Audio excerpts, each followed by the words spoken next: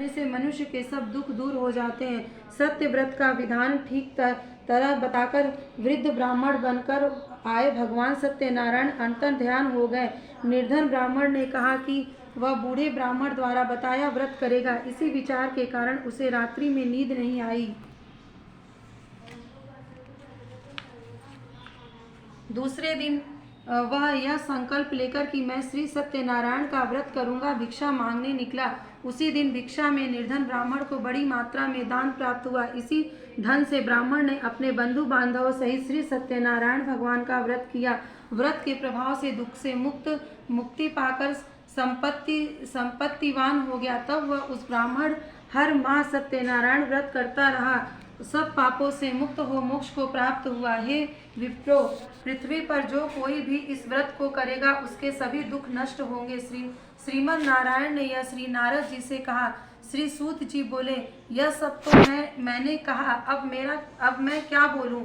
तब ऋषिगण बोले कि इस ब्राह्मण ने सुनकर यह सत्य व्रत और किसने किया है, यह जानने की हमारी इच्छा है। सूत जी बोले, अच्छा ऋषियों, अन्य जिन लोगों ने यह व्रत किया उनके बारे में सुनो। का व्रत कर रहा था कि एक लकड़हारा आया। लकड़ी का बोझ बाहर रख प्यास मिटाने वह ब्राह्मण के घर में गया। उसने ब्राह्मण को व्रत करते देखा। ब्राह्मण को प्रणाम कर उस लकड़हारे ने पूछा कि हे प्रभु, आप क्या कर रहे हैं, इस पूजन का क्या फल है, विस्तार से कहें। ब्राह्मण ने उत्तर दिया कि मनवांछित सभी फल को देने वाले श्री सत्यनारायण का व्रत है। इन्हीं की कृपा से मेरा यह धन धान्य है।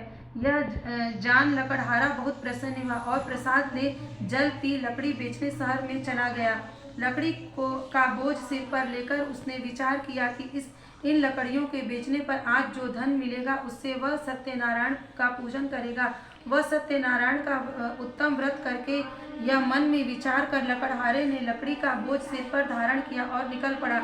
वह धनवान लोगों की बस्ती में आ गया जहाँ उसे अपनी लकड़ियों की दूनी कीमत मिली। तब वह प्रसन्न होकर पक्के केले का फल, शक्कर, घी, दूध और गेहूं का आटा सवाया बनाकर अपने घर ले आया। वहां अपने भाई बंधुओं के साथ मिलकर विधि पूर्वक व्रत किया।